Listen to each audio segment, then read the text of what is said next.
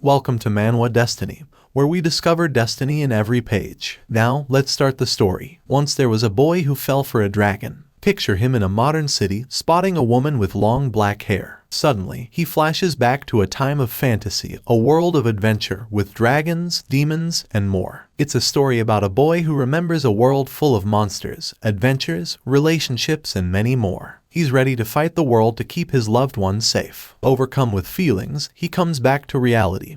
Tears running down his face, remembering his past lives. The woman touches his face gently, saying she couldn't sleep and came back for him, bringing memories from another person. That's the tale of the dragon lady and for our hero. It all began that snowy day when he first encountered her. The tale unfolds in a tranquil winter named Okian. On January 1st, amidst laughter and joy, the villagers of Okian celebrated their daily lives in peace. Every year, the villagers partake in a clandestine festival, exchanging greetings and offering prayers for blessings. Bundled in warm attire, they are drawn to a distinctive fish-shaped symbol. He recollects being the sole cook in this quaint fishing hamlet. Let's meet our protagonist, Chen Litan, but we can just call him Chen, with his expressive blue hair, assigned with the ritual task of releasing Fester, an offering to the gods. Then, a remarkable sight, a colossal fish resembling a whale, known as Fester, capable of feeding the entire village. Chen's tranquility is interrupted by a man named Stian Scholar, urging him to handle the fish with care. Reassuring Stian with his confident demeanor, Chen boasts of his ability to slice Fester with his eyes closed. Despite Stian's typical nagging, Chen is determined to finish quickly and head home. Armed with a spear, Chen approaches the fish, contemplating his first move, considering the stomach. Effortlessly, he slices through the stomach, revealing a surprising sight, a black-haired woman cradling a massive sword.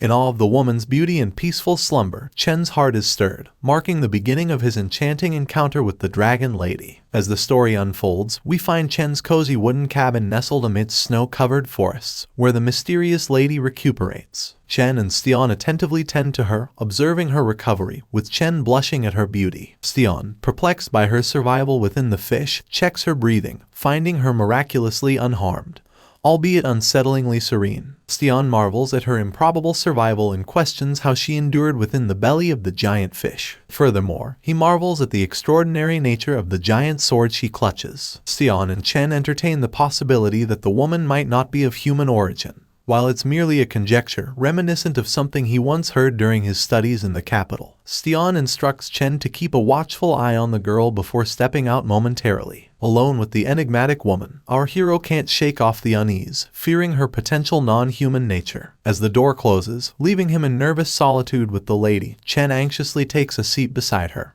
hoping she remains asleep. Examining her closely, he admires her beauty, her features akin to those of a serene doll. Flushed with embarrassment, Chen imagines her waking and wonders about her appearance with her eyes open. Moments later, the lady stirs awake. He thinks of himself where he finds himself, with a rose in hand, and is taken aback by her awakening. He confesses to caring for her during her unconscious state. Graciously accepting the rose, she expresses gratitude for her rescue. Our hero, feeling akin to a knight in shining armor, blushes at the mention of being found inside the fish's belly. In a moment of joviality, he kneels before her like a prince, laughter ringing in the air. In the midst of his thoughts, our boy imagined various scenarios, albeit improbable, considering he had rescued her from danger. Suddenly, reality mirrored his imagination as the girl stirred awake, catching both of them off guard. Startled by the unexpected turn of events, Chen recoiled in fear, fearing the worst from the girl. Confusion clouded the girl's expression as she questioned his reaction. Despite his fear, Chen attempted to communicate, struggling to articulate what transpired. Unperturbed, the girl cut to the chase, inquiring about our boy's name as she gracefully settled down.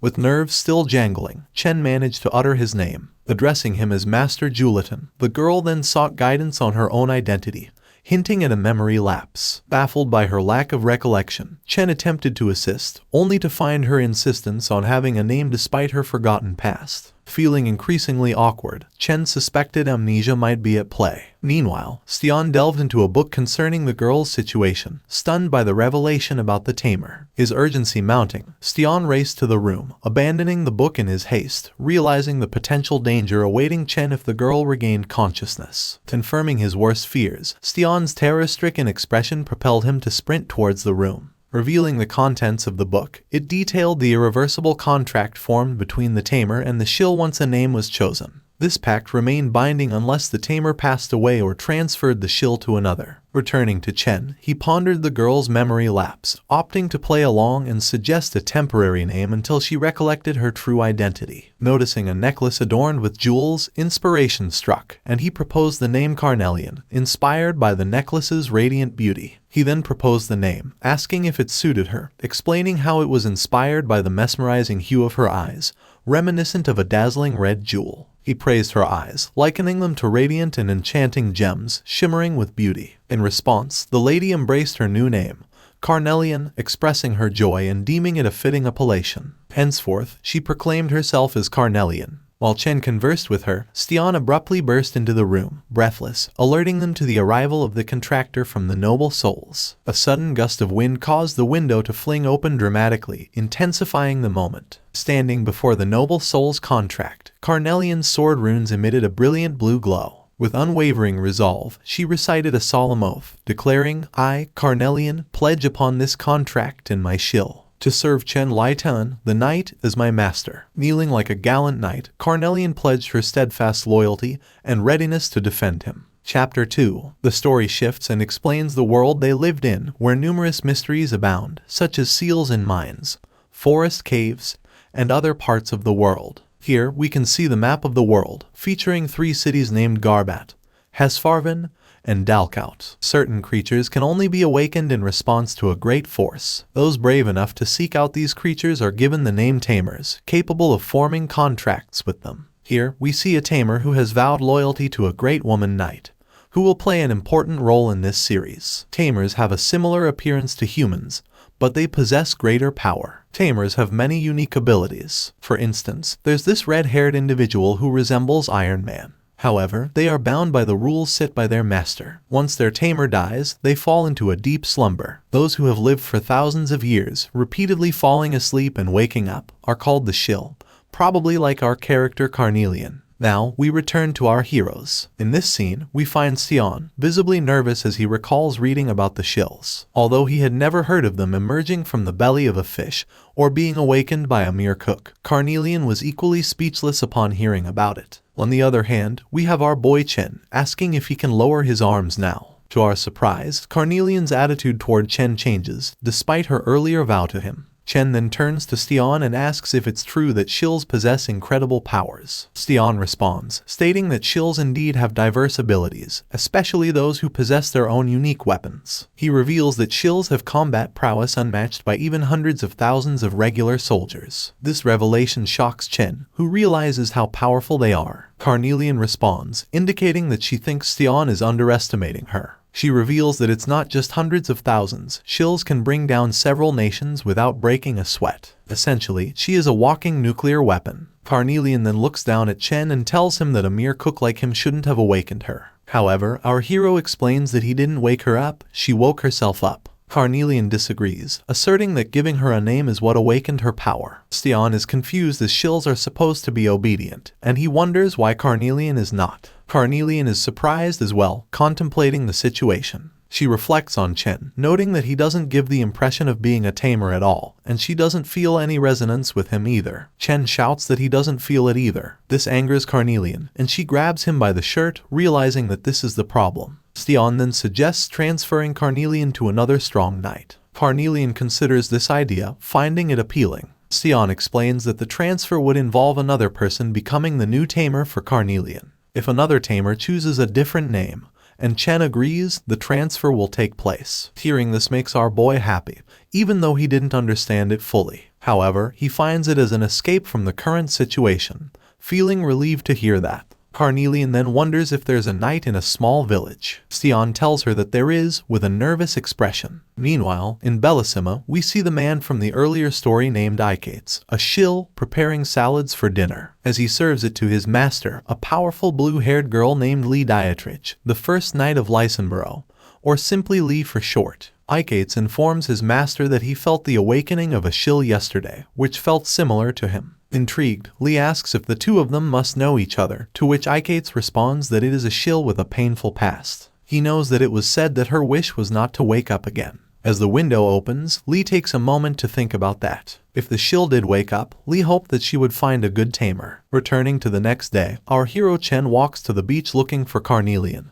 and there he sees her sitting by the seashore. As he looks closer at her, he notices a sadness on her face, prompting him to call out to her. Carnelian asks if her new owner has arrived. Chen tells her that he has arrived, and her new master is now waiting for her with a lot of anger. However, Carnelian wasn't talking about the new master, she was referring to him, accepting him as her new tamer. This confuses Chen, unsure of what she means. Carnelian doesn't provide an answer as she stands up. As they prepare to go to town, she asks him if the knight is truly there because she doesn't sense any power in the town. Meanwhile, in the middle of the town, a shout is heard. Here, we see the knight or prince, brimming with anger, named Suor Casello, the successor and valiant knight, as well as the son of a local lord. He demands Carnelian to come out, while Stian tries to calm down the entitled prince, asking him to wait for a moment. However, the entitled prince shouts with anger, expressing his unwillingness to waste any more time. Stian then notices them and points to our heroes. As the prince sees how beautiful Carnelian is, he is in awe and can't believe her beauty. This annoys Chen a little, feeling irritated by the prince's admiration as if they were characters in one of those NTR hentai scenarios. The prince tries to touch Carnelian, claiming he will give her a name. Carnelian responds that her master, Chen Lai, has already named her Carnelian. This cocky prince mocks Chen, calling him an insignificant boy and stating that he is there to save Carnelian from him.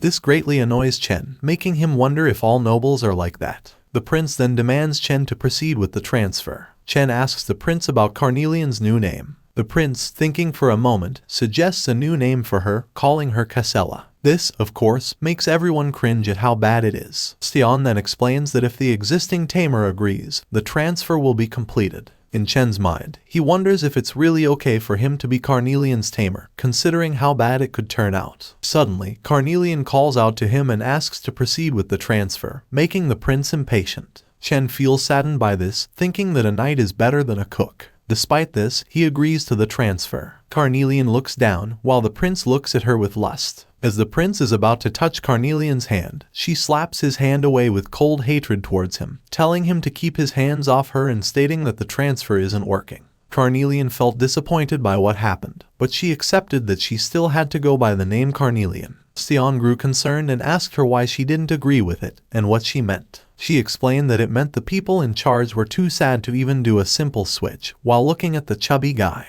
The chubby guy got mad and confused, asking why Chen managed to wake her up. She said she didn't know either, but she was happy she didn't have to use the mean name he gave her, giving him a dirty look. This made the chubby guy mad, and he said she was being rude. He pulled out his sword and said he'd make her his no matter what. She said there was no way that would happen. The chubby guy pointed his sword at Chen and ran at him, making Chen fall down. Then he looked at Chen like he was worthless and said if he couldn't have her, he'd just take her. Filled with anger, he warned Chen that after killing him and taking her away, he would try to change her way of thinking. Chen felt nervous and scared about what might happen next. The overweight man was on the verge of attacking Chen, telling him that his life meant nothing and that he should consider it an honor to be killed by Castillo. Chen screamed for his life, bracing himself for the impending danger, but suddenly Carnelian intervened, swiftly decapitating the overweight man with remarkable speed. She executed the action effortlessly, displaying a remarkable sense of coolness. Appearing aloof yet composed, she remarked to the overweight man that if he considered dying an honor, then he should embrace it.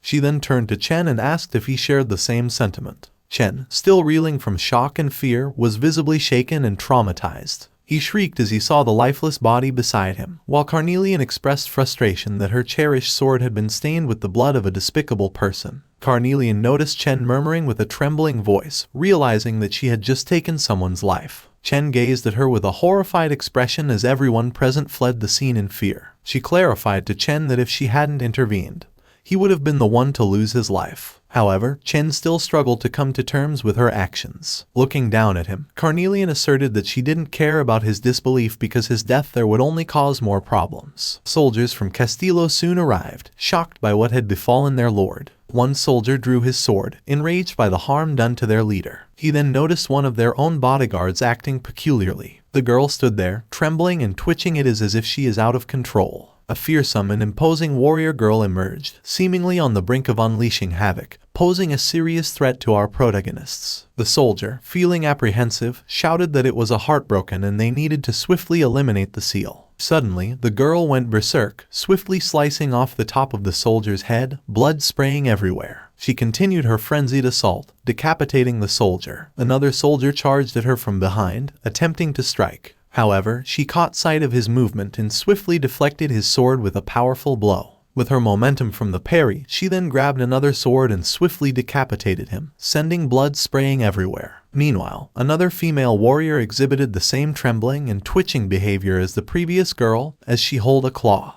A soldier rushed at the other girl from behind, but she adeptly defended herself with her claws. The soldier was taken aback and unsure of his next move. The girl counterattacked, sending the soldier flying backward. Meanwhile, Chen and Carnelian observed the unfolding battle, perplexed as to why they were suddenly fighting each other. Carnelian explained to Chen that it was a case of being heartbroken. When a seal's owners perish, they lose control and rationality, descending into a state of frenzy. Chen inquired if there was a way to stop it. Carnelian replied that they would eventually revert to normal, but they might not survive until then. We go back to the other girl with claws, launched an assault on a soldier, slashing at him with her claws. The girl wielding the two-handed sword joined the fray, thrusting at the soldier's shoulder, inflicting pain. With her formidable strength, she ruthlessly sliced one of his arms. Both girls charged ahead, mercilessly dispatching every soldier they encountered. They stabbed, slashed, and clawed their way through the soldiers one by one. The last remaining soldier witnessed the carnage and attempted to flee across the battlefield in terror. However, he stumbled on a small rock, reminiscent of a scene from a horror movie, causing him to fall. As the soldier gazed up at the sky,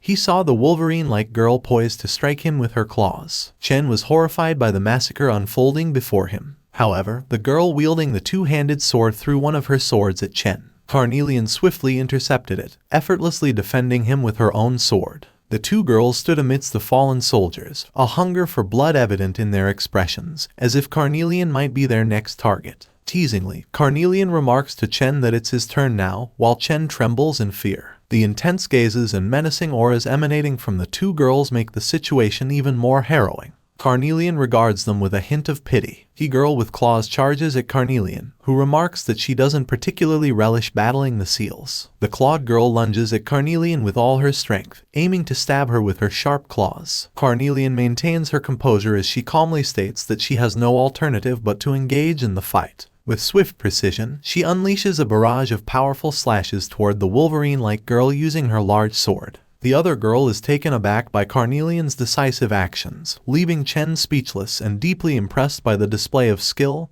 and bravery he has just witnessed. The red-haired girl becomes very angry with Carnelian and charges at her to attack. However, Carnelian is ready to defend herself and fights back while the red-haired girl prepares to strike. Chen warns them to be careful and shows concern for Carnelian, who looks serious and confident. The red-haired girl tries to slash Carnelian with all her strength, but Carnelian easily avoids the attack by jumping high. Seeing an opening, Carnelian gets ready to strike back, making the red-haired girl even more nervous. With a powerful move, Carnelian cuts the girl in half with her strongest attack. Chen and everyone present witness the traumatic scene as the girl is sliced horizontally into pieces. Everyone is shocked by Carnelian's incredible power, amazed by her agility and ability to defeat a seal with one strike. They wonder what kind of creature she might be, with some even thinking she could be a seal herself. The crowd cheers and celebrates their victory over the devastated seal, calling her names like Julian's seal or Chen's seal. However, Chen looks horrified and traumatized. He looks around and sees the dead bodies of soldiers and body parts scattered on the ground. He is on the verge of losing control, his hands covered in blood. Realizing that the blood on his hands is not his own but from the soldiers killed by the two girls and Carnelian, Chen drops to his knees and starts vomiting. He can't comprehend the gruesome events he has witnessed. Carnelian notices her master's distress and approaches him, asking if he is all right. Despite feeling sick, Chen manages to thank Carnelian for saving him. Carnelian's expression changes, and she looks down at him, clarifying that seals go berserk when they lose their owner. She questions what would happen if she were to become heartbroken. Chen bows down to her, expressing his gratitude, even amidst his ongoing vomiting. Carnelian sighs and remarks on what a pathetic owner she has, looking away and telling Chen that he can't even do a transfer right. The following day, the townspeople worked together to clean up the aftermath, collecting the corpses of the soldiers and the prince. Chen and Carnelian observed the townspeople's efforts, with Carnelian looking neutral and Chen consumed by guilt. Suddenly, Stian appears and finds them, asking about their plans for the future. Both of them are confused by his question. Stian panics and proceeds to explain their situation. He asks what the feudal lord will do now that his son, his soldiers, and his seals have all been killed. Carnelian corrects him, stating that she only killed the seal and the lord's son, not the soldier. She continues talking that if it's just the local lord's army, she can take care of them in under a minute. Stian responds panicky, telling her that he is not asking how fast she can kill them. Looks at him and sarcastically responds if he wants her to kill them slowly, telling Stian how much more cruel he is than she thought. Stian sighs and responds, telling her to think about it. Even if she massacres the entire lord's army, a stronger army with stronger seals will be sent after them. Stian talks about the army and warns her about the neighboring kingdom's army and even the imperial army that could come. However, after all the warnings Stian gives her, she just stares at him without any care or reaction. She then asks Stian about the small village lord's son, and Stian replies that the lord is still a noble. While the two are arguing, Chen steps up and shouts at Carnelian, telling her not to kill any people anymore. Carnelian looks calm yet surprised. Chen tells her that just because they are lowly and powerless doesn't mean that their lives have no meaning. No one deserves to die just because. Carnelian suddenly gestures toward the town and questions why Chen didn't voice his sentiments when the prince was still alive. She disagrees with Chen's viewpoint, asking the powerless and fragile owner what exactly he expects from him. Chen is left speechless by her words. As Carnelian and Chen argue, Stian ponders a plan. Suddenly, Chen responds that he will go and explain the situation, seeking forgiveness. Carnelian bursts into laughter at his response, mocking the notion of explanation, forgiveness, and expecting the Lord to pardon them. Both Chen and Stian are inclined to try the plan, and Stian volunteers to undertake it. Carnelian incredulously questions if they are under the influence or using drugs due to the absurdity of the plan. Stian explains that he can't help it and believes he can elucidate why the transfer failed and the fight ensued. He suggests he can try to explain it to the Lord, arguing it's better than Chen going. As the sun sets, the two weapons used by the girls, the Wolverine Claw and the two blades, come into view. Carnelian visits the seal and reflects on their past battles. The grief and sadness on her face hint at her aversion to fighting seals, possibly due to personal reasons. Meanwhile, Chen approaches her and she notices him, inquiring about the matter. He apologizes, hoping not to disturb her. Carnelian asks what he wants to discuss. Chen excitedly informs her that Stian has returned from the kingdom, surprising her, and shares that everything went smoothly. On their way home, she questions if Stian's head is still attached. Chen confirms it and reassures her everything is fine.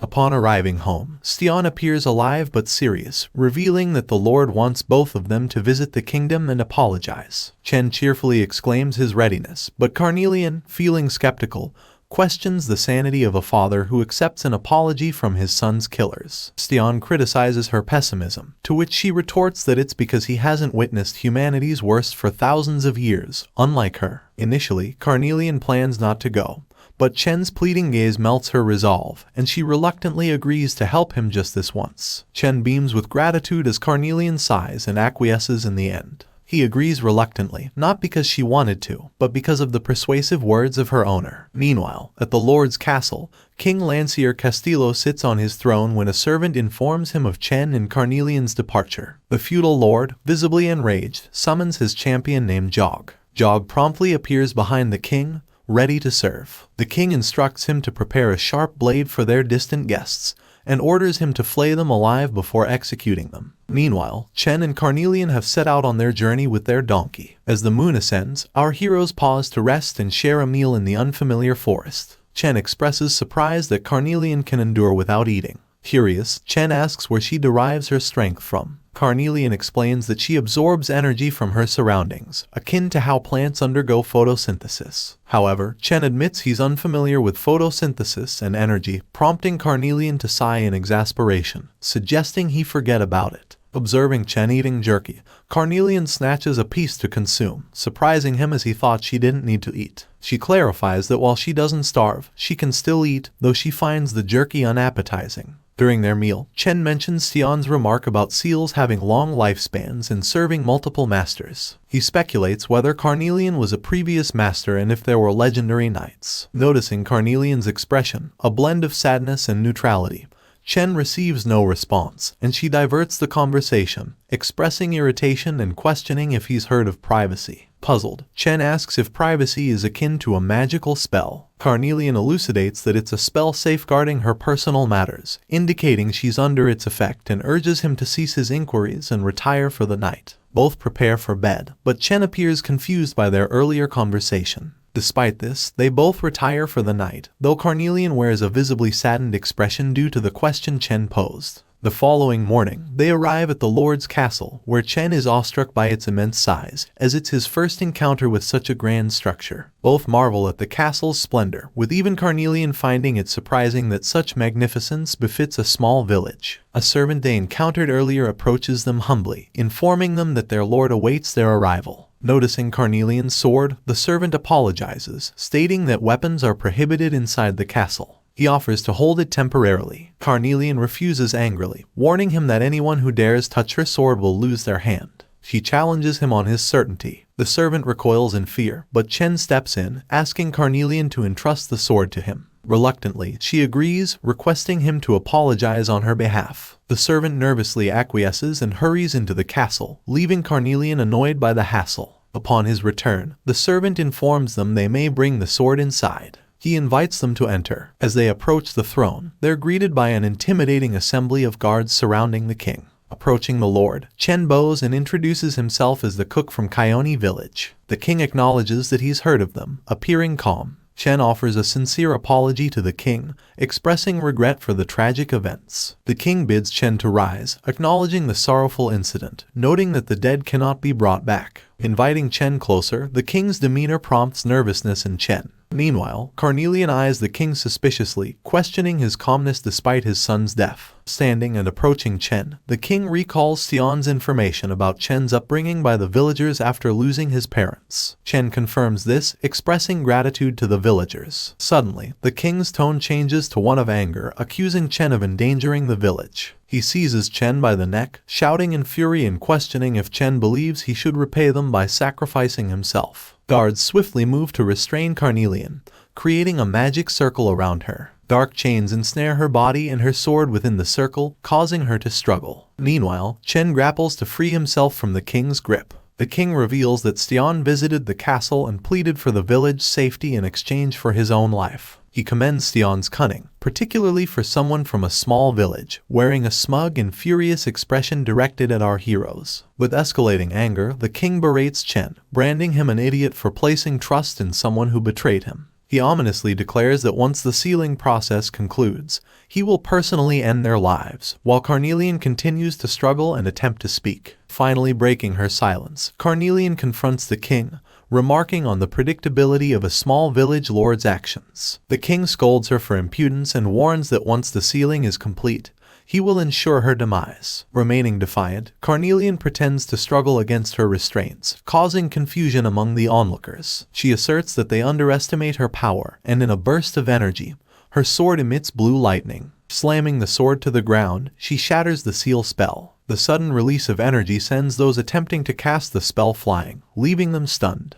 The king, astonished at her escape, grapples with how to handle her, as he is determined to eliminate any potential threats. The king retreats in fear, beckoning Carnelian to approach, realizing the consequence of his actions. She retorts that he should have anticipated such retaliation when his brutish son met his end. Panicked, the king attempts to flee, warning Carnelian that this isn't the end. However, Carnelian remains resolute, her expression grave as she hurls her sword at the king's champion, Jog, who cowers behind a wall. The sword strikes Jog with lethal force, impaling him through the chest and pinning him to the wall, leaving him lifeless. Carnelian then turns her gaze to the king, tauntingly questioning if Jog was his secret weapon, leaving the king trembling with fear and uncertainty. Without hesitation, Carnelian begins chanting a potent spell, her body enveloped in a radiant blue aura as she absorbs mana from her surroundings. The king, both awestruck and terrified, watches on, unsure of what is to come. Commanding the king to vanish, Carnelian unleashes a dazzling display of magic. A brilliant blue beam materializes outside the castle, akin to a scene from an action movie, resembling a satellite-generated laser. As the beam widens, it envelops the castle, causing it to crumble and disappear from the map in a spectacular display of power. After the destruction of the castle due to Carnelian's power, Chen awakens, and Carnelian waits for him to regain consciousness. Confused, Chen looks around and inquires about the whereabouts of the Lord.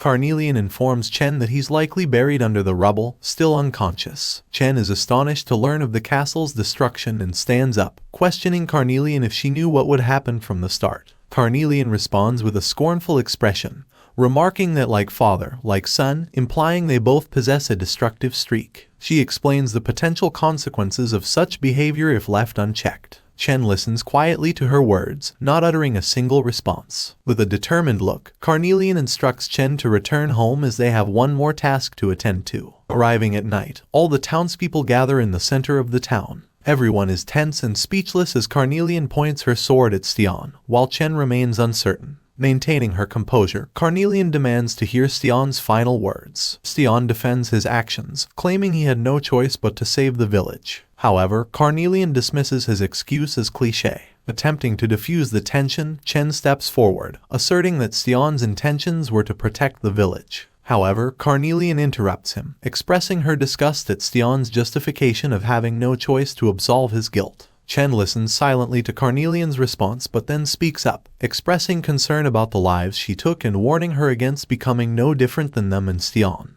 In response, Carnelian smiles wryly and chuckles, questioning the significance of being no different than humans. She elaborates on how she's been tainted by human hands for eons, expressing a willingness to embrace the flaws of humanity. Still holding her sword pointed at Stian, Carnelian is interrupted as Chen grasps her hand, expressing sadness at seeing her in such a state. He assures her it won't happen again and offers his help, surprising Carnelian. Touched by his sincerity, Chen pleads with her not to continue hurting herself, and Carnelian listens in silence, sighing softly in acknowledgement. Playfully annoyed, Carnelian assures him she won't kill them, teasing Chen about a master begging to seal and feigning mock disgust. Meanwhile, Stian looks at Chen with a sense of guilt, thanking him for intervening. Chen acknowledges he hasn't forgotten Stian's actions but understands his intent to save the village. Stian's expression falls with remorse as he looks down. Carnelian suddenly implores Chen to promise to assist her and inquires about his plan of action.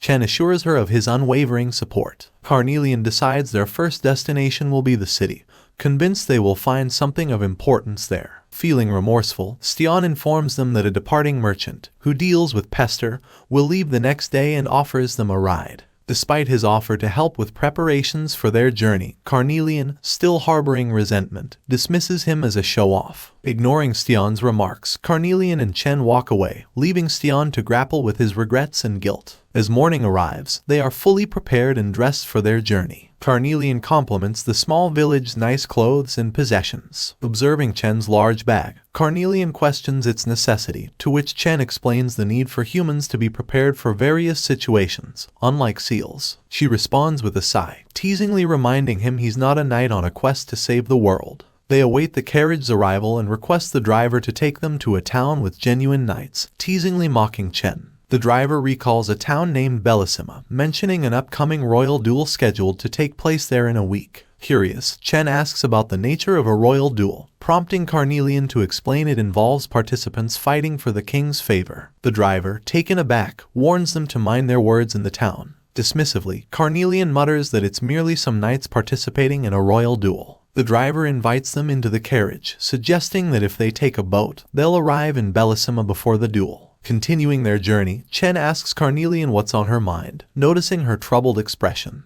Listening attentively, Chen shares his feelings about leaving his village suddenly, expressing surprise at the unexpected turn of events. Carnelian reassures him, suggesting he view it as a brief vacation. Once they resolve the transfer issue, he can return home. She smiles, anticipating their adventure. Arriving in Slake, they are greeted by a bustling dock filled with ships and boats. Carnelian marvels at the sight, while Chen explains the delay in the next boat's departure due to the royal duel's popularity. Carnelian jests about taking drastic measures to secure passage on the boat, but Chen earnestly urges her not to resort to such actions. In jest, Carnelian suggests commandeering the boat, prompting Chen to caution her against drawing unnecessary attention to themselves. Overhearing townspeople discussing Lord Castillo's vanished castle, Chen grows anxious about the possibility of the truth being revealed. He advises Carnelian to avoid attracting attention, but she questions if there's a better approach. Suddenly, a mysterious man appears, offering them 2 available spots on a boat bound for Bellisima. Carnelian, suspicious of the offer, questions why their boat isn't full like the others. The man nervously suggests they decline if they're uncertain. Despite Carnelian's skepticism, Chen naively accepts the offer. The stranger introduces himself as Benny, a sailor on a smuggling ship. He explains that securing passage to Bellisima at this time of year is incredibly difficult. Chen expresses relief and gratitude for the opportunity provided by Benny, but Carnelian sighs, questioning whether Chen's kindness is genuine or simply naive. As Benny walks away, there's a subtle hint that he may have ulterior motives, suggesting potential danger lurking ahead. Benny leads our 2 main characters to his ship, and as they stroll, they notice the absence of other boats at the docks. However, upon reaching the end of the docks, Benny unveils the ship they'll be sailing on. To their surprise, it's a regular-sized ship in pristine condition, astonishing them both. While Chen is filled with excitement, Carnelian is taken aback by his unwavering optimism, which turns out to be justified. Benny informs them that if the winds are favorable, the journey to Bellisima should take around 3 days, inviting them to come aboard. Once on the ship, Benny introduces them to his crewmates. Initially appearing intimidating, it's premature to jump to conclusions about their involvement in illegal activities. Benny guides them to their respective rooms, explaining that they can't share due to gender segregation to accommodate more passengers. Both Chen and Carnelian feel embarrassed by Benny's assumption about their relationship. Benny playfully teases them about being a great couple, urging them not to be shy. Carnelian, feeling awkward, jokingly reaches for her sword, while Chen tries to clarify their relationship. Benny then shows them to their rooms, with the women's room on the upper floor and the men's room below. As they make their way to their room, Carnelian maintains her suspicion of Benny. Upon stepping into Chen's room, he's taken aback to find a group of men looking worse for wear. Suddenly, the door slams shut with force, startling Chen. Attempting to open it, he realizes it's locked from outside. One of the men explains to Chen that the door won't budge until the ship sets sail. Perplexed, Chen inquires why, leaving the man surprised that Chen boarded without understanding the ship's true nature. The man discloses that the ship operates off the grid, and even if someone were to vanish on board, it would go unnoticed. Chen is deeply shocked by this revelation, his mind racing with concerns about human trafficking and Carnelian's safety. In a panic, Chen demands the door to be opened, pounding on it. The man urges him to cease the commotion and stay quiet. Resolute to rescue the ship, Chen spots a wooden chest, seizes it, and uses it to break the door handle, successfully unlocking it. Chen rushes to locate Carnelian, hastening to the women's room. Inside, he finds numerous women, but Carnelian is conspicuously absent. Hearing a commotion from the upper deck, Chen's concern shifts from Carnelian's safety to the potential destruction she could wreak, akin to her ability to dismantle a castle effortlessly. Chen dashes to the top deck, realizing the gravity of the situation.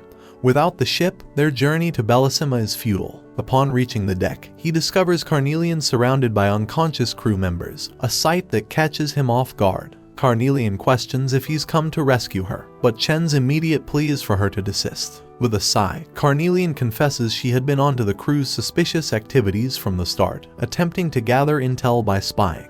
It becomes apparent the crew are involved in illicit activities, potentially trafficking humans. Suddenly, Benny regains consciousness, overhearing their assumptions. Carnelian accuses them of trafficking, to which Benny vehemently denies, urging them to listen to the truth. All the passengers gather around, eager to uncover the truth behind the tumult. Carnelian anticipates gratitude for their intervention but is met with fury instead, as the passengers are outraged by her incapacitation of the crew. She's taken aback by their response. As the dust settles and dusk approaches, Benny elaborates on their predicament, explaining the arduous border crossing into Bellisima for those lacking wealth or status. He had extended his help under the guise of smuggling them. With hindsight, they realize their hasty judgment and misunderstandings. Carnelian feels a pang of embarrassment and remorse for her impulsive actions. Benny smiles warmly, accepting their apologies and attributing some blame to himself for failing to clarify earlier. Curious about their backgrounds, Benny inquires about their identities. Sharing a puzzled glance, Carnelian reveals herself as a seal, with Chen being a knight in training. She elucidates their purpose in Bellisima, stunning Benny, as seals and knights are regarded as nobility. Pointing to Chen, she jests about his appearance, asserting his strength as a seal type. Benny enlightens them about separate ships designated for knights and seals, even one for dueling, offering knights exclusive accommodations and meals. The revelation leaves them astounded, unaware of such opportunities. In good spirits, Benny teases them about their current ship's lack of amenities, to which they playfully agree, jesting about its appearance. However, Benny shifts to a more serious tone, reminding them of the disturbance caused on his ship and the need for recompense. Chen admits their payment covered their expenses. Benny suggests alternate forms of repayment if they lack funds. Meanwhile, in Zelbender City, within the Obermergau Tower, a royal figure sits on the Juliet balcony, remarking on the pleasant weather to her maid, Michelle, who happens to be a seal. The maid, addressing him as Sir Offenbach, informs him of Garing's awakening. The royal figure expresses surprise at her revival and inquires about the one who roused her. Michelle, uncertain of the tamer's identity, senses Garing's presence. Sir Offenbach responds with melancholy at her return. Descending, the prince or noble instructs Michelle to locate Garing and bring her to him as he makes his way back to the castle. His name is revealed as Hermann Offenbach, the first emperor of the Opulent Empire. Returning to the ship, festivities are in full swing, with Cordelia serving food to the sailors as a gesture of apology. She attends to each sailor, urging them to pace themselves since the food isn't going anywhere. Amidst the bustle, Chen's culinary skills come to the fore. As the sole chef from their village, he prepares the meal with finesse, expertly cooking, frying, and stirring, demonstrating his proficiency in the kitchen. Meanwhile, Carnelian, fatigued from her serving duties, takes a seat, remarking on the sailors' hearty appetites. The crew relishes the meal, enjoying the camaraderie. Benny remarks to Carnelian on the long absence of such delectable fare. He expresses amazement at a knight's culinary prowess, which irks Carnelian. She begrudgingly agrees, conceding that cooking is Chen's sole forte. Carnelian, questioning if the meal sufficed as repayment, receives a teasing response from Benny, who jests that it falls short. Carnelian's anger flares momentarily, but Benny quickly reassures her, stating the meal was more than adequate. They all eagerly anticipate some playtime. The night unfolds with everyone content and satiated, reveling in each other's company. Carnelian engages in arm wrestling matches with Chen, Benny, the children, and the crew. Laughter fills the air as they dance and bond, feeling akin to a harmonious family. Upon their arrival in Bellisima after the lengthy journey from Sloke, Chen finds himself reminiscing about his past and feeling homesick for his village in Kyone. Memories flood his mind, recalling the winter festival in Kyone where he discovered Carnelian asleep inside a fester fish, forging a pact for her to become one of his seals upon her awakening. Chen reflects on the day he attempted to present Carnelian to the prince, inadvertently triggering a calamity that resulted in her unintentional killing of 2 seals. He recalls his futile endeavor to apologize to the king personally, culminating in a trap that led to the ruin of his castle and his futile demise. Amidst the rubble of his shattered life, Carnelian confronted Sion for betraying him as a sacrifice to Kyone, though Chen intervened to prevent her from exacting revenge. Chen revisits the trials of that fateful day, now finding himself traversing the world. Lost in contemplation of his past, Benny approaches, questioning his solitude. Chen confides in Benny, expressing his thoughts on his hometown and the overwhelming vastness of the world compared to his humble origins. Benny empathizes, acknowledging the expansive nature of the world and offering to impart his wisdom gleaned from his travels. Benny grabs a map and gestures for Chen's attention, illustrating their journey from Sloke to Bellisima. Chen listens attentively as Benny explains that once they cross the ocean to Bellisima, they'll arrive in a city of the Risenberg Kingdom, nestled within the expansive Hesfarken Empire. Benny delineates the 3 distinct empires, Garbat, Hesfarken, and Dalakant, each with its own territories, languages, and populace. Chen marvels at the vastness of the world and the breadth of knowledge he's acquiring about the continent. Benny shares his dream of traversing the even larger continent beyond the ocean they've crossed, aiming to assist those in need of reaching their desired destinations. Chen admires Benny's altruism and warm-hearted nature. Upon their arrival in Bellisima, they bid farewell to the sailors and Benny. Chen waves exuberantly while Carnelian smiles, placing her full trust in their newfound friend. Benny reciprocates the wave, expressing his desire to meet them again in the future. In Bellisima, Chen is thrilled to immerse himself in the vibrant city ambience for the first time. He remarks to Carnelian about the warmer weather compared to his native village of Kione, or Sloke, energized by the bustling throngs and towering edifices. Carnelian, slightly embarrassed by Chen's exuberance, gently reminds him that they are in the Hesfarkan Imperial City, an unmistakably bustling metropolis. She jests with him to curb his excitement, albeit fondly acknowledging his rural origins. Carnelian excitedly shares with Chen the perks of being a knight in the city, such as complimentary accommodations and meals at the inn, as Benny had informed her. However, Chen seems distracted, his attention captured by a particular creature. Disheartened by Chen's apparent disregard, Carnelian explains that the creature he's fixated on is an orc. She elaborates on the diverse array of species inhabiting the world, recounting how many, including elves and trolls, were once wild but became domesticated through interactions with humans. Some, tragically, were even enslaved in the past. Chen observes the orc in silence, empathizing with the sorrowful history of species subjected to enslavement. Abruptly, the ground trembles, and cries announce the arrival of Sir Kudrao. A man atop a colossal elephant makes a grand entrance, causing further ground vibrations as onlookers bow in reverence. Introduced as Kudrao, Bellisima's esteemed great merchant, he exudes wealth and power, bedecked in lavish jewelry. Tensions escalate when Chen inadvertently obstructs Kudrao's path. Enraged, Kudrao chastises Chen for failing to accord him royal treatment, disparagingly dubbing him dumber than an orc. Chen is stunned and anxious as Kudrao's fury intensifies. Commanding his elephant to intimidate Chen, Kudrao menacingly threatens him for his perceived insolence. As the elephant prepares to unleash its deadly stomp, Chen's cry for help rings out. Hearing his distress, Carnelian springs into action, racing to his aid. With astonishing strength, Carnelian halts the elephant's descent, averting any harm to Chen or the town. Both the elephant and Kudrao are dumbfounded by Carnelian's prowess. Kudrao recognizes the formidable might of the seal, taken aback by her display. With a confident smile, Carnelian stands poised to defend her master. Her massive sword emanates a radiant glow as she prepares for battle. Though relieved by her intervention, Chen endeavors to dissuade her from attacking the elephant, wary of escalating the situation unnecessarily. Despite his protest, Carnelian skillfully leaps onto the elephant's head, swiftly dispatching it with a devastating strike reminiscent of her previous confrontation. The scene turns grim as the noble creature succumbs to Carnelian's blade, collapsing with Kudrao atop it. It's a harrowing sight as the once majestic elephant's body falls apart, an undeserved fate. Horrified by the demise of his loyal companion,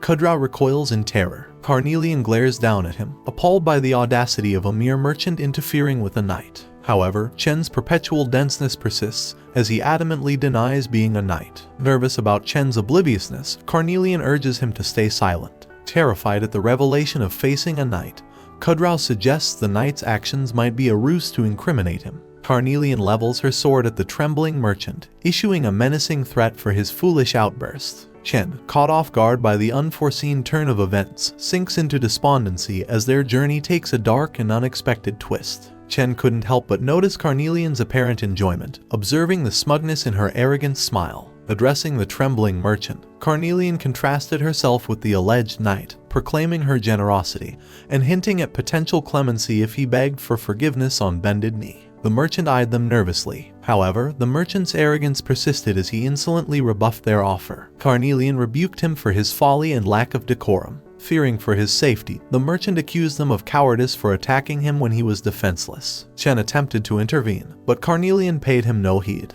With a menacing gaze, she silenced the merchant, inquiring how he preferred to meet his end. The merchant fell silent, contemplating his options. He then turned his attention to Chen, challenging him to a duel. Perplexed, Chen questioned the merchant's motive, prompting him to assert that seals acted solely on their master's commands. Chen attempted to reason with Carnelian, sensing a misunderstanding, but she merely sighed in response. Sheathed her sword, Carnelian turned to Chen, urging him to issue a command. With a chilling calmness, she inquired if she had permission to deliver a vertical cut to the merchant, mirroring the fate of his unfortunate pet. The merchant hastily informed them that in 3 days, he would arrange a venue for the duel before making a swift departure, cautioning them not to entertain any notions of escape. Carnelian chuckled at the merchant's hasty retreat, finding humor in his fear while Chen's nerves were on edge, apprehensive about the impending confrontation. Startled, Chen exclaimed in disbelief, questioning why Carnelian had provoked the merchant in such a manner. Calming him, Carnelian reassured Chen that there was no cause for concern, as the duel was between the seals, not them.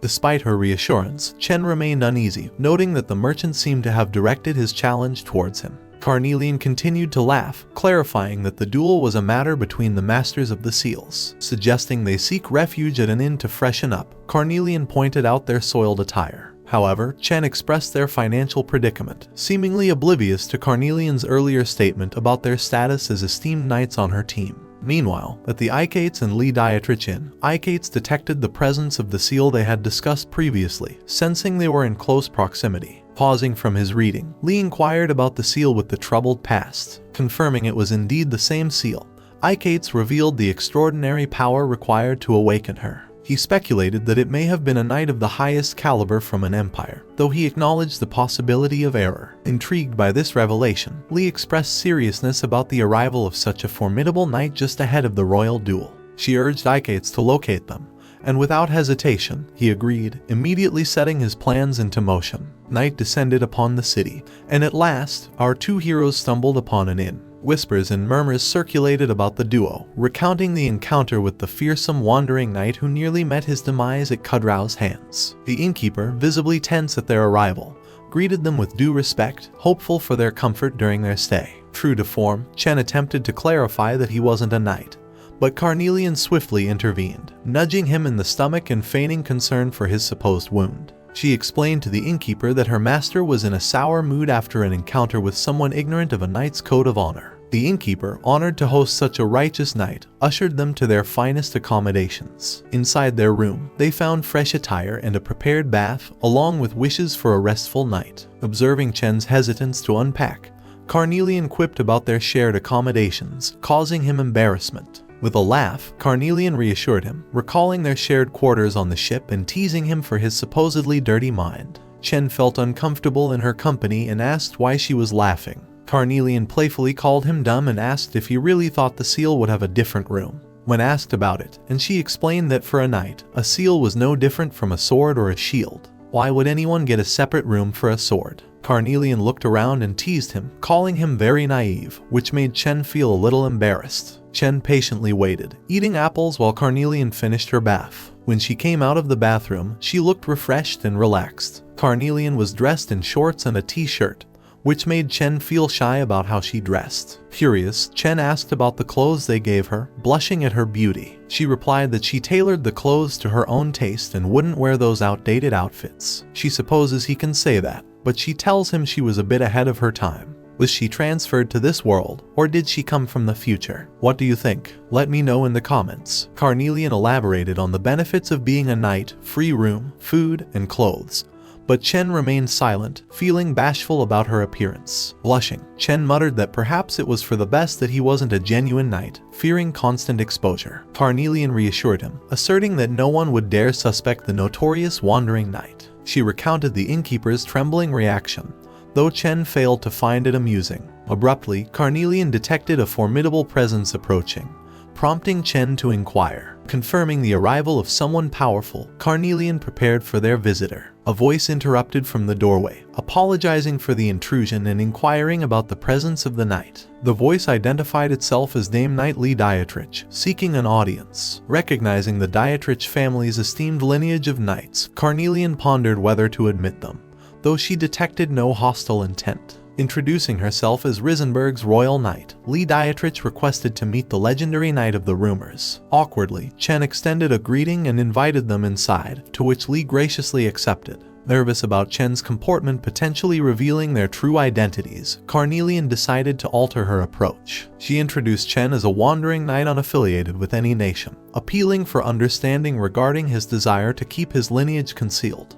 Li's suspicion heightened as she contemplated Chen's reluctance to reveal his name, pondering what other secrets he might be harboring. However, their attention was diverted by a captivating firework display. A girl named Karina, accompanied by her seal, enthusiastically pointed out the festival, delighting in the spectacle of the fireworks. Karina's master, Zealot Vinkristine, a renowned and once exalted knight, smiled warmly, encouraging them to savor the present moment, hinting that even more thrilling experiences lay ahead. As Carnelian prepares for her upcoming fight with the returning merchant, she unwraps her weapon and talks with Chen. She admits feeling sorry for not defeating him earlier, but Chen advises her not to focus on missed chances. While they talk, Chen notices something strange about Carnelian's sword. It's not sharp. Curious, he asks how she plans to use it effectively. Carnelian poses an interesting question to Chen about what makes a blade effective. Chen suggests it might be the angle of the sword. Carnelian explains that the real power to cut comes from the wielder's determination, not the sharpness of the blade.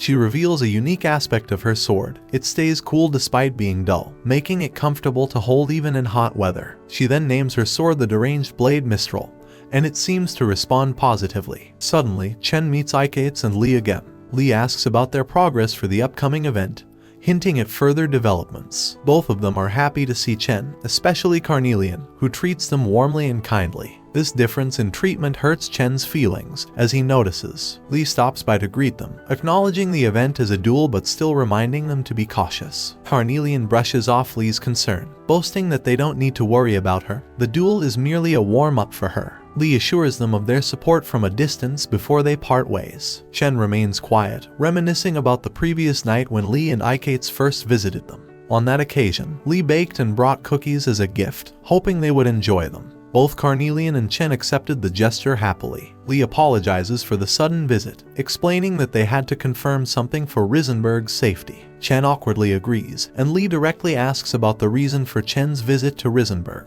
Chen is about to respond, but Carnelian interrupts, stating that Chen is a wandering knight who seeks training and doesn't involve himself in any country's affairs or work for them. Politely, Li offers an apology if they seemed rude, but Chen brushes it off. Li admires the dedication to training despite hardships, and then they start eating and drinking wine. After a few minutes, they finish their meal. Li gets tipsy and remarks to Chen that he stands out from other knights. Carnelian, also intoxicated, agrees with Li, calling Chen very different. However, Chen covers her mouth, afraid she might reveal that he's not actually a knight. Li persists, saying Chen seems free from constraints and able to forge his own path, but Chen denies it, claiming he's not like that.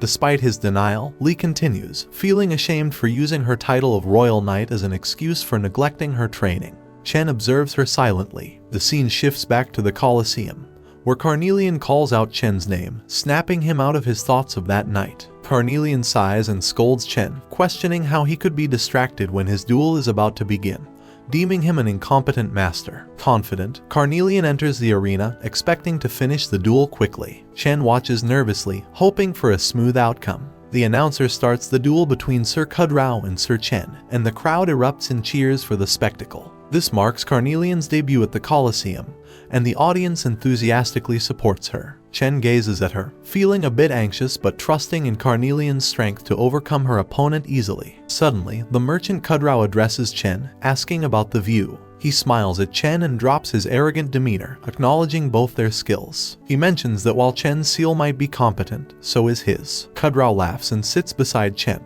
who feels uneasy about the sudden shift in attitude upon realizing he's a knight. Despite this, Chen refocuses on Carnelian and notices that Kudrao's companion, Jasak, appears formidable. Jasak, a stout woman with a stern expression, brandishes an axe for combat. Carnelian wrinkles her nose in disgust, commenting on Jasak's foul odor from where she stands. Offended by Carnelian's remark, Jasak charges at her with clear intent to kill, swinging her axe and leaving a deep crater upon impact with the ground. Chen grows concerned for Carnelian's safety as Jasak realizes Carnelian dodges her attack with remarkable speed. Carnelian taunts Jasak for her sluggishness, likening it to her master's. Jasak swiftly strikes at Carnelian again, but Carnelian effortlessly evades by leaping high into the air, a move she often employs. Disappointed, the crowd boos Carnelian, urging her to stop evading and face Jasak head-on. Kudrao smirks, remarking to Chen that the rumors about his seal being of high rank must not be true. Despite Carnelian's attempt to avoid it, the stench persists, prompting Jasak to charge at her in a rage. Carnelian skillfully evades all of Jasak's attacks and delivers a kick to her back. As Jasak falls, Carnelian clarifies that she's not running away but avoiding close contact due to the foul smell.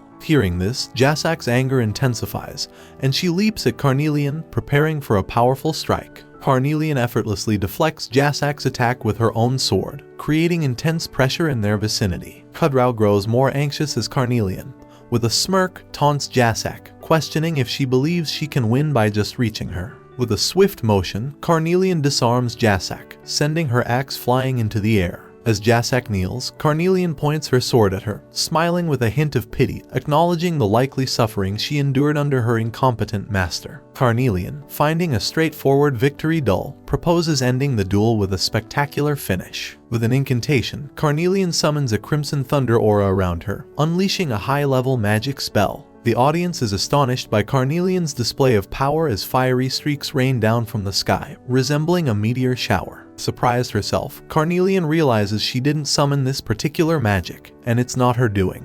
The flaming rocks hurtle towards the coliseum, sparking panic as everyone scrambles to flee. Suddenly, a resilient blue barrier materializes, shielding the civilians from harm, thanks to Ikete's intervention. Amidst the chaos, the coliseum empties in a frenzied stampede, with Lee guiding people to safety, urgently urging them to evacuate. She explains that they're under attack from an enemy nation. The scene is fraught with tension and danger as an enemy catapult unleashes a relentless barrage of flaming rocks towards the city of Bellisima. Meanwhile, on the city's frontline, enemy soldiers mercilessly assault civilians, causing widespread devastation and loss of innocent lives. In one heart-wrenching moment, a soldier is poised to kill a defenseless woman who pleads desperately for her life. Ignoring her pleas, the soldier, following orders, remains callous, insisting that her fate is sealed and ordering her to be silent. Just as hope seems lost, Iketes arrives in the nick of time, utilizing his powers to create protective barriers around the woman, shielding her from harm. Caught off guard by the sudden intervention,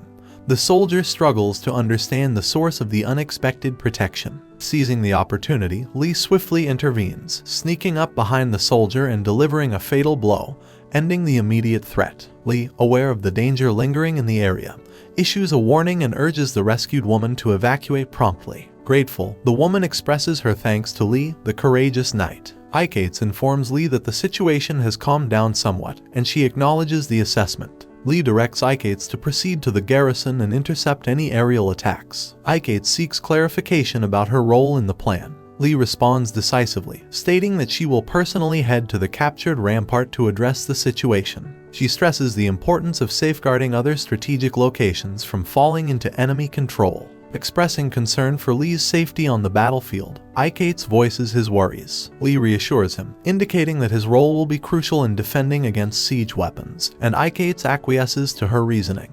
As a gesture of additional protection, Iketes infuses Lee's sword with a touch of magical power. Grateful, Lee expresses her thanks to Iketes and instructs him to seek out another master should she fall in battle, a prospect that troubles him deeply. Lee advises Iketes on the unpredictability of war and encourages him to find someone whom he can trust wholeheartedly. Iketes silently acquiesces, though inwardly reluctant, and proceeds to his designated position. With a determined expression, Lee hurries to the battlefield, intent on safeguarding the civilians. Meanwhile, Chen and Carnelian remain at their inn, munching on cookies. Chen feels a pang of sadness as he recalls Lee's rejection of their assistance, reflecting on their earlier conversation prior to the invasion. Chen vividly remembers witnessing Carnelian defending the city and dispatching an enemy soldier. He ponders over the identity of these assailants. Suddenly, Lee and Iketes emerge on the scene, inquiring about the well-being of everyone present upon hearing some distressing cries. Carnelian informs them that they had encountered some minor adversaries obstructing their path. She offers them a smile and inquires about the situation. Lee explains that the nation of Helmand initiated an assault, using the royal duel as a diversionary tactic. They've never had a positive relationship with Helmand, leaving them puzzled as to why the attack would occur at this particular time. Carnelian expresses concern for their well-being and offers assistance, acknowledging that it might be inconvenient but insisting they're willing to help. However, Lee declines the offer, expressing gratitude but stating that the matter concerns Reiserberg exclusively, and they cannot involve others further. Lee advises them to seek refuge within the inner castle, assuring them of its security. Chen and Carnelian conclude their conversation, with Carnelian sharing her perspective on knights. She explains that while knights are sworn to their principles, true knights prioritize their principles above any specific allegiance or location, whether it be honor or chivalry. She further elaborates that expecting a free knight to aid another country is akin to asking them to forsake their principles. Chen comprehends her explanation and the reasoning behind it. Carnelian asserts to Chen that meddling without power is futile, a sentiment he agrees with. She further elaborates that she possesses a seal endowed with significant power, unlike Chen, who she perceives as somewhat boastful. Chen is confused and doesn't understand what she means. Meanwhile, on the battlefield, intense combat rages on as everyone is fully engaged. Lee prepares to join the fray and offer her assistance. In her thoughts, Lee reflects on Hellman's history of hostility but is taken aback by their current reckless aggression. She ponders who might be orchestrating this sudden onslaught. A soldier spots a knight poised to enter the battle and refers to her as Azure Raptor. Lee showcases her formidable skills, wielding her sword aglow with a light green aura, swiftly dispatching enemies with remarkable speed. Suddenly, Zealot, the knight, makes his presence known, observing Lee's prowess with a smirk, aware of her strength and vulnerabilities. With his distinctive sword at the ready, Zealot leaps toward Lee from the tallest gate of the castle with impressive speed. Lee swiftly detects Zealot's movement and skillfully deflects his glowing sword. Zealot locks eyes with her, remarking on the long interval since their last encounter. Feeling a surge of nervousness, Lee adopts a more serious demeanor, launching a counterattack that forces Zealot to retreat. The appearance of Nightmare Zealot on the battlefield shocks everyone present, including the surrounding soldiers, intensifying the already tense atmosphere. Amidst the silence, Lee addresses him by name, Zealot Vinkristine, and accuses him of being the mastermind behind Hellman's sudden aggression. In response, Zealot shifts the blame, suggesting it's more accurate to attribute the conflict to her actions. He reveals that he wouldn't have taken a contract from what he deems a dull country if not for her involvement. Lee is taken aback and demands an explanation. Zealot brushes off Lee's question, implying it's not something she needs to concern herself with at the moment. He then summons his seal, Karina, heightening Lee's unease about what's to come. Suddenly, Karina charges at Lee, emanating glowing rings adorned with runic inscriptions similar to those on Carnelian's sword. The force of the attack drives Lee backward from its impact. Uncertain of Karina's next move, Lee observes the seal's determined expression, indicating confidence in her ability to defeat Lee with Zealot by her side. In a menacing gesture, Zealot retrieves a mysterious red tonic from his belt, applying it to his sword, causing it to gleam as though soaked in blood. Lee recognizes the substance as poison. Provokingly, Zealot taunts her about the absence of her seal, suggesting that at the very least, Chen should witness his master's demise. Meeting Zealot's gaze with unwavering resolve, Lee firmly asserts that his interference is unwelcome. Zealot counters, stating that Karina will ensure Lee's final breath is witnessed, at the very least. In her thoughts, Lee recognizes the urgency of ending the fight swiftly, understanding that prolonging the battle would work against her. She acknowledges that she alone can halt Zealot's rampage among those from Risenberg. With determination, Lee charges at Zealot, while he readies himself for a thrust, managing to graze her arm with his attack. Despite being poisoned, Lee presses on, letting out a resolute scream as she launches her own assault, successfully piercing Zealot's left side of the stomach. Zealot reels from the impact of Lee's strike, staggering backward from the damage inflicted. Remaining steadfast, Lee braces herself for an impending counterattack, realizing that her initial blow wasn't deep enough. Hurt and losing focus, Zealot taunts Lee, provoking her to end his life at the cost of her own, questioning if this is the knightly pride she upholds. Doubt begins to creep into Lee's mind, but she notices the poison spreading in her arm. Nevertheless, she rises to her feet, prepared for another round of combat. Zealot proclaims the end of the Azure Raptor of Risenberg, gearing up for a formidable attack against Lee. With relentless determination, he charges at her with full force. However, Karina notices something amiss and warns Zealot to be cautious. He heeds her warning and withdraws, narrowly avoiding an unknown attack aimed at him. It's then revealed that Carnelian intervened, launching an attack against Zealot to shield Lee from harm. She chastises them for the unfairness of a 2 versus 1 fight, mockingly urging them to act more maturely. Karina recognizes Carnelian's voice as familiar. Carnelian proudly smiles, brandishing her sword, and proposes a fair fight with equal numbers. She stands ready to assist Lee in the battle. Outside the castle, enemy catapults unleash another barrage of flaming rocks at the city. However, Ikeates remains steadfast in his defense, protecting the city from harm. Despite the relentless assault, the enemy persists in their attempts to breach Risenberg's magical barriers with the hope of shattering them. A soldier reports to Commander O'Connell, the Hellman commander, that the catapults have been unsuccessful in penetrating Risenberg's shield. Despite the shield holding firm, The captain orders continued bombardment, convinced it will eventually drain the seal's power. The commander understands that eliminating Lee could lead to the downfall of even the resolute Risenberg. The onslaught persists until the shield finally succumbs, with Ikeates valiantly holding off the barrier. He frets over the relentless assaults from Helmand and hopes for Dame Lee's safety. On the battlefield, Zealot, Karina, Carnelian, and Chen stand facing each other. Carnelian offers a brief apology for their tardiness, explaining her master's deliberation.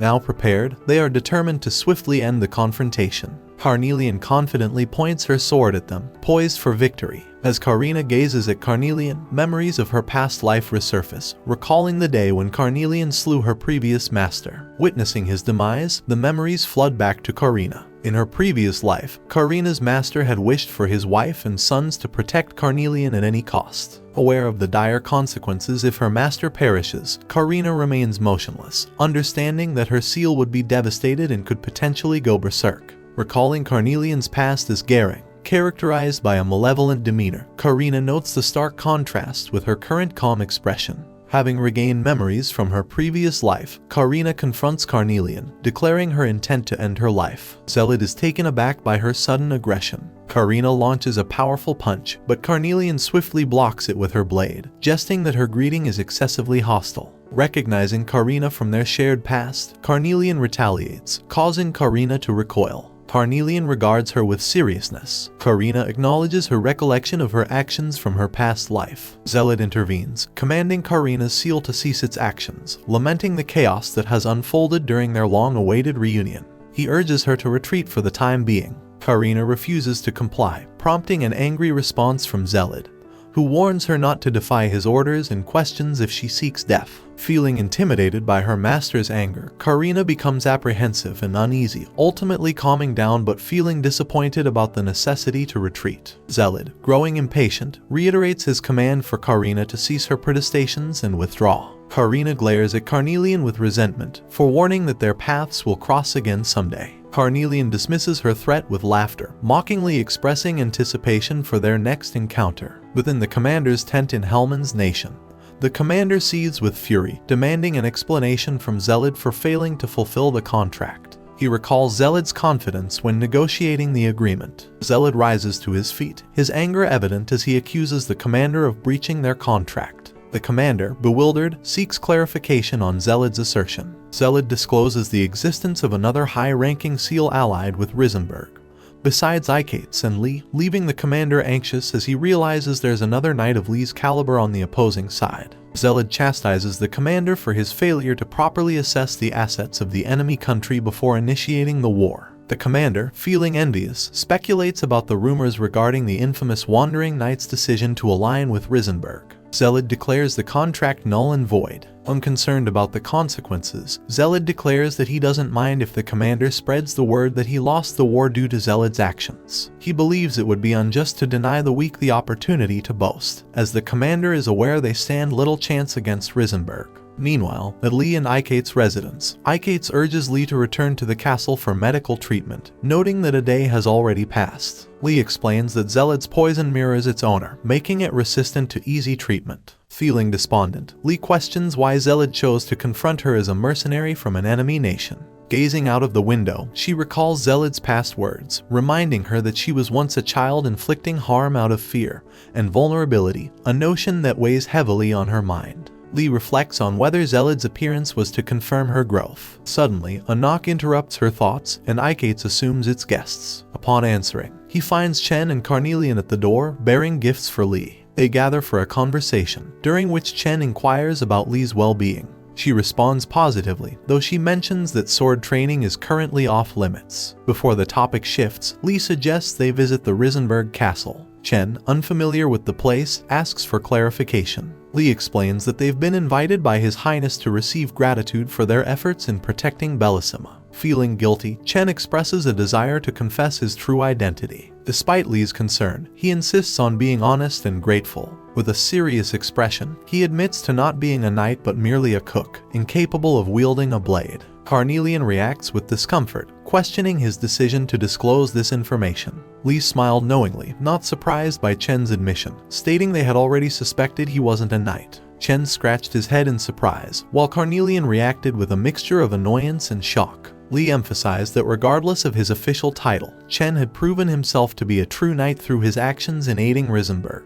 Carnelian questioned the possibility of Chen pretending to be a knight for praise and financial gain. She also expressed curiosity about their connection with Nightmare Zealot, noting their aggressive actions towards him despite not delivering a fatal blow. Li's expression saddened, indicating she knew the answer to Carnelian's query. Observing Li's discomfort, Carnelian reassured her that she needn't share if it made her uneasy. Nevertheless, Li decided to disclose that she and Zealot trained under the same mentor and were once engaged. The revelation stunned everyone present. Suddenly, Carnelian and Ikeates sensed a threatening presence, prompting Carnelian to leap into action to protect her master as the window began to crack. It becomes apparent that Zealot and Karina have arrived to see Li, with Zealot explaining that he's there to settle unfinished matters. Everyone is surprised to see Zealot and Karina, as they were ready to fight them again. Li tells them that the war is over and is confused as to why they are still being chased by them. Zealot responds that he never had an interest in wars between petty countries. Of course, Li doesn't accept that. In anger, she tells him that because of the war, thousands have lost their lives as she shouts angrily at Zealot. Zealot responds by questioning her mockingly, saying that she's a knight who makes a living from war and yet she is blaming him for it. But Li doesn't say anything.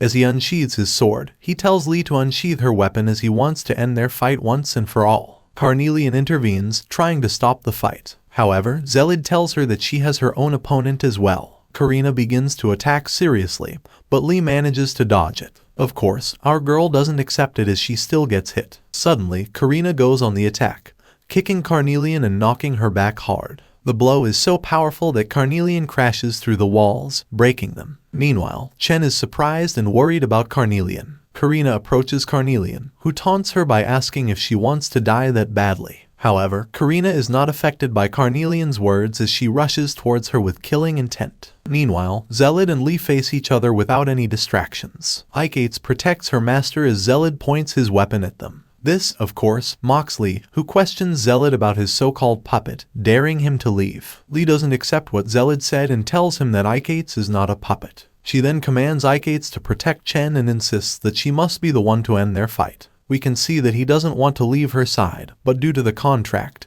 he simply accepts it as it is. Now, Li is facing him, and still, Zealot tries to mock her, underestimating her by asking if she's going to fight alone and shouldn't be so laid back. Li responds by questioning him about all those years, asking if he was planning something all along. Zealot responds that he just couldn't bear to watch her playing as a knight. Zealot is now about to attack Li as he readies his sword, but she manages to block it, struggling with the strength of the strike. While struggling, Zealot threatens her, saying that today she will die by his hands. We go back to our girl, who is also struggling to block Karina's attacks. She blocks and dodges, but Karina is far more powerful and relentless in her attacks. Soon enough, Karina unleashes another powerful blow, knocking Carnelian back once again. Afterwards, she notices how serious Karina is, curious about her relentless attacks. She asks Karina why she's so hung up over something from ages ago. Karina angrily responds, questioning our girl if she has realized what she did. As she recalls her actions, this only angers Karina more, prompting her to rush in for another attack. Now, we return to Zealot and Li as they both fight seriously. Li struggles a lot as she has gotten weaker due to the poison she received. But that doesn't stop her as she gives her best to defend herself. Chen and Ikeates observe this and ask each other why Zealot is behaving that way. Ikeates explains that knights typically bear arms for the sake of their country or family, but Zealot is an expelled knight who acts only for himself. This revelation silences Chen as he recalls the time when Li told him that he seemed different from other knights. She mentioned that he seemed unbound by anything and could choose his own path to walk. He remembers her confessing that she felt embarrassed about herself, using the title of Royal Knight as an excuse to be inattentive to her training. Chen then recalls Zealot's earlier words about how he couldn't bear to watch Li play as a knight and his threat that Li would die by his hand today. Now, Chen wonders what Zealot possibly wants. Meanwhile, we can see that Li is exhausted while Zealot doesn't sweat and tells her that an Arroyo Knight who can barely stand against an expelled knight is a waste of the title of Azure Raptor. Without any hesitation, Zealot rushes in for another attack but is blocked again by Li. He smiles, seeing Li struggle so hard to stay alive. Eventually, Zealot manages to disarm Li's weapon,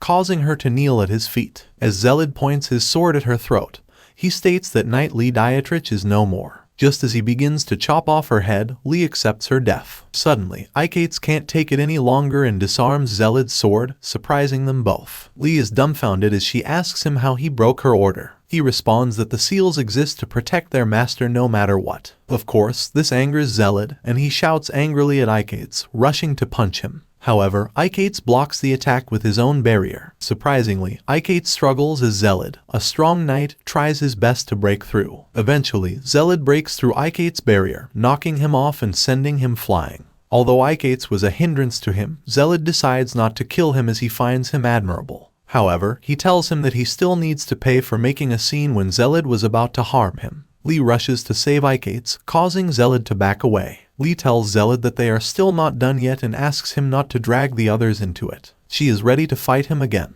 However, Zealot just snickers and begins to laugh loudly, stating that he now finally sees a familiar face. With that, he puts back his sword and tells her that he sees the human Lee hidden away by the facade of a knight. Surprisingly, Zealot walks away. Meanwhile, Chen forgets about Carnelian and is shocked to see her defeated as she kneels down to Karina. Disappointed, Karina questions Carnelian, saying that it seems she can't even wake up Mistral. She suggests that calling this revenge wouldn't even be fitting. Karina readies his fist, telling our girl to die. With a serious look on her face, she is ready to kill our hero. As Karina strikes her attack, Carnelian manages to dodge and backs away. Once she's at a safe distance, she asks Karina about the past and why it's her fault that her master died. Furious, Karina recalls the time when her master died. She remembers that Carnelian, or Garang at that time, killed Karina's previous master, which made Karina go berserk with heartbreak. She recalls making her kill everyone she loved with her own hands because she was out of control due to heartbreak. Now, Karina tells Carnelian that she has the audacity to tell herself that it's not her fault. She shouts at our girl as Carnelian weakly stands up and responds that everything was Karina's fault. She explains that she despaired from her master's death and is in misery because she killed her master's family. Carnelian screams with frustration, telling Karina that those are all consequences of loving a human despite being a seal. Chen hears this and is surprised. Zealot also hears it and tells Chen that a higher-ranking seal having an unfit master can't even use half of its strength. This confuses our boy,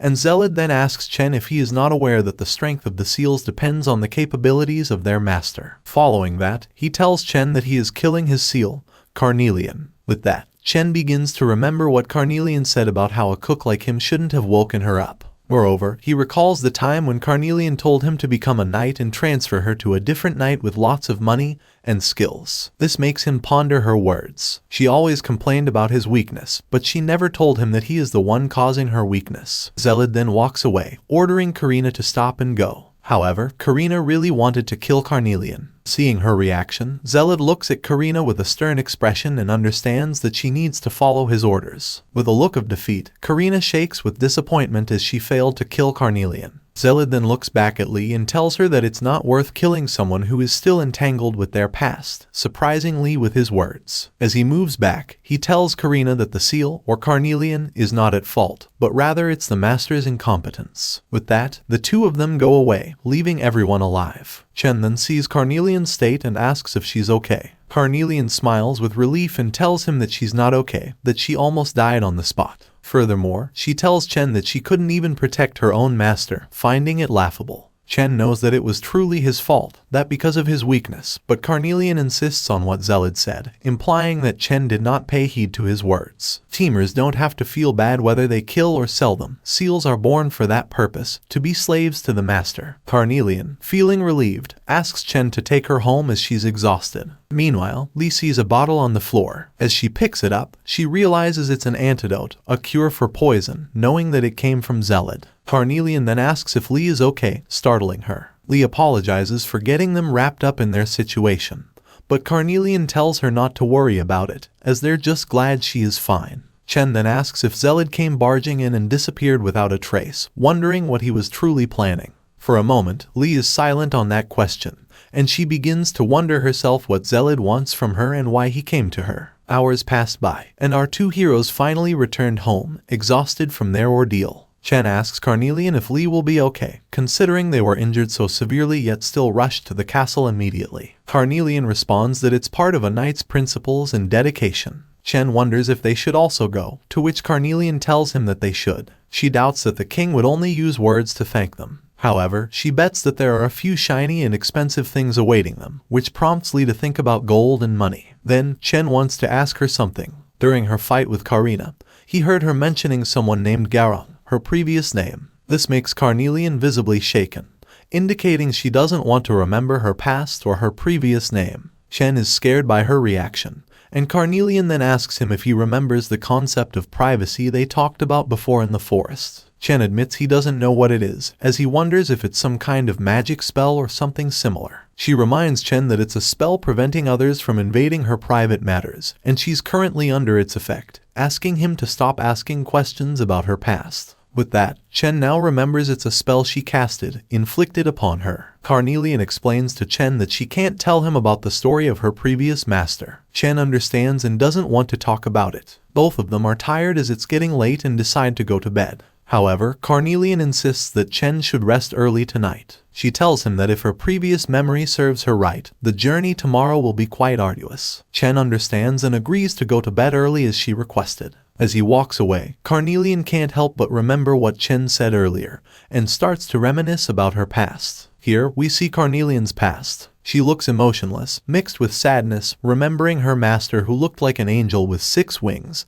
telling her to come to his side. The next morning at Hesfarken Castle, a messenger announces that the Royal Order of the Offenbach's Emperor, the red-eyed seal, has awoken and commands to bring that seal alive, stating they are currently at Risenberg. The king, named Hauptmann III, Hesfarken's emperor, begins to speak to a powerful knight, informing them that while she is overqualified for the task, the seal is precious to the first emperor, and they mustn't fail the mission. The knight vows to the king, stating, "I, Sade von Russell, accept the emperor's command," and begins to walk away to find our 2 heroes. As he walks away towards the throne, we can see 2 children who are not normal humans, but seals, named Juliet and Justin. Their master, a strong knight with blonde hair who looks menacing, is named Sade von Russell, the Lichtjäger's High Knight. Our 2 heroes decided to leave Risenberg as they walked through a deserted place. While walking, our girl noticed that Chen seemed quite quiet, and she pondered what was bothering him, as he was unusually quiet. She recalled the last time when Chen asked about her name, and maybe that's what he was thinking about. She remembered her words that she couldn't tell him about the story of her previous master. Now, she wondered if she had been too harsh towards Chen. Suddenly, Chen spoke to Carnelian, surprising her. It turned out he had been quiet because he was tired and drained, and he wanted some water. This shocked Carnelian, and she misunderstood. Since he was born in a cold place, with a weakened voice, he asked Carnelian if she was sure there was a village somewhere out of nowhere. Indeed, there was, as Carnelian tried to reassure Chen that they were very close to the place. Chen felt relieved that they reached the village. While walking on the way to the inn, they heard someone calling for them, and they saw a silhouette in the corner. It was revealed to be a little village boy named Rasberg. The little boy told them that they had to pay a toll to enter the village. If they didn't have any money, they would have to give up their swords as payment instead. Of course, Carnelian just laughed while Chen couldn't take the heat anymore. Carnelian expressed joy toward the young boy, thinking she was going to die from laughter. But the little boy was serious and told them that he is the knight favored by the Azure Raptor, Dame Lee. This made our girl laugh a lot, thinking what a brave child he was, and she even teased Chen that he should learn from the kid. Amused by the young boy, our girl approached him and told him that no matter how tough the world is, a child who hasn't undergone the coming-of-age ceremony can't become a knight. However, she warned him that if he insisted on lying, pointing at Chen, she would reprimand him. The young boy, upon hearing that Chen is a knight, shimmered with excitement and astonishment towards our 2 heroes. He quickly went to Chen and asked if he was truly a knight, begging him to help him with his training. He was so eager, telling Chen that he wanted to become strong because he had someone he needed to protect, with a serious look on his face. Later on, after they got their room in a local inn, Carnelian couldn't help but recall what happened earlier, mentioning to Chen that she didn't expect him to reject the boy like that. Chen had refused to help the little boy, explaining that he wasn't a knight. Remembering how serious the boy seemed, Chen couldn't lie to him, realizing that he wouldn't pretend to be a knight anymore. He knew that becoming a knight required more than just a few words, and besides, being a cook wasn't a bad thing either. Chen noticed they had a nice room, likely in return for cooking the next day. Carnelian still remembered what Chen said to the little boy, but Chen reassured her that everything would be okay. He believed that once the boy's father, who was a knight, returned, he could receive proper training from him. Carnelian responded, telling Chen that he was truly oblivious. She explained that there are no proper knights among those who merely proclaim themselves as such, and it's unfortunate for the kid because he probably wouldn't see his father ever again. This realization made Chen a little sad as he thought about it. Then, Carnelian had an idea to pass the time, suggesting they go downstairs and have drinks. However, Chen admitted that he had never drunk before. Carnelian started to tease Chen, saying that if she served a young master, then she would just drink alone. This prompted Chen to put up a challenge, hearing her words confidently asserting that he could drink with no problem at all. The two of them went downstairs to drink. From Chen's perspective, he felt dizzy, wondering why the world was spinning. Carnelian reassured him that it was something else that was spinning. Here, we see Chen becoming drunk after just a small drink and slumping down to rest. Carnelian was proud that even with just one sip, Chen was in that state, thinking about how weak his master was. Our drunken boy agreed that he was weak and apologized for it as he dozed off, promising that he would find a proper night for Carnelian. Suddenly, a drunken man approached them, seeing that Chen was out cold, and started flirting with Carnelian. However, she wouldn't have any of it, telling him to go fuck off. But that didn't deter the drunken man. He was amused by her harsh words. He attempted to seduce her, asking if they could hang out and keep each other company for the whole night. As he was about to touch Carnelian, she drew her blade, preparing for a fight. This made the man back away. Walking away, he remarked that she surely had days when she wanted to be alone, allowing her to enjoy her time alone while she could, laughing suspiciously. Carnelian sighed and stated that nothing ever changes, whether in the past or in the present, pointing out that she was either from the future or the past. Meanwhile, a fat man was staring straight at her. She noticed him but tried to play it cool, now wondering if she was being too oversensitive due to drinking, while the man presented the pride of their shop. As he introduced the singer or harp player in their inn, named Merquint, our girl noticed that the elf was bought from the slave market, as she saw him locked by chains. The elf then started to sing and play the harp, performing a very beautiful sad song. All the guests or customers listened as he sang his song. Meanwhile, Chen cried at how beautiful the sound was and how the song was so tragic. Carnelian heard this and told Chen that elves in the hands of humans can only sing sad songs, like birds in a cage who sing softly. Meanwhile, at Risenberg Castle, there we can see Ikates and Li meeting with the king as they were summoned by him. The king told them that the ball would take place soon,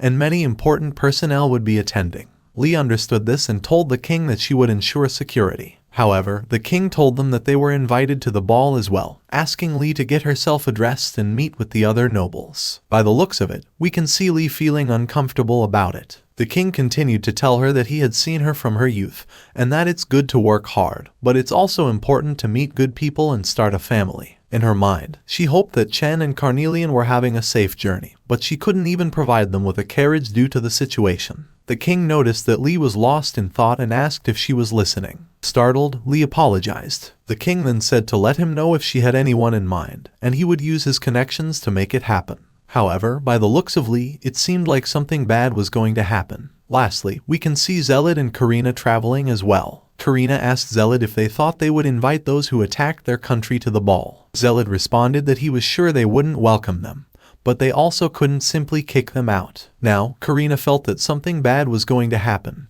knowing that Li would attack them on sight. With sadness in Zealot's voice, he tells Karina that if such a situation were to occur, he hoped that she could see her up close, and he wouldn't mind. And with that, I conclude this episode. Now, what will happen next? What will happen to Carnelian and Chen after encountering some suspicious people in that inn? Will they ever help the young villager? Lastly, why were Zealot and Karina invited to that ball? Tune in next time for the next part of this series. As always, thank you for your support and make sure to subscribe. Thank you for watching.